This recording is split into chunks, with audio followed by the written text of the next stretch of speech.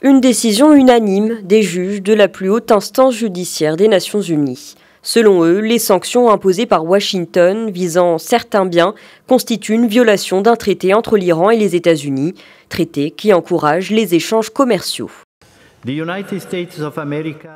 États-Unis d'Amérique, en raison de ses obligations vis-à-vis du traité d'amitié de 1955, doivent parler moins de leur choix, supprimer toute entrave que les mesures annoncées le 8 mai 2018 mettent à la libre exportation vers l'Iran des médicaments, de matériel médical, de denrées alimentaires, de produits agricoles et de biens nécessaires à la sécurité de l'aviation.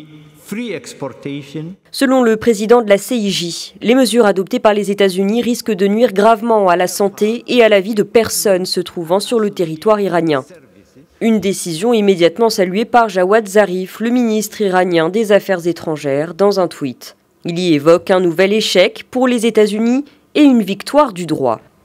Washington a critiqué la décision de la Cour internationale de justice, estimant que l'affaire était sans fondement.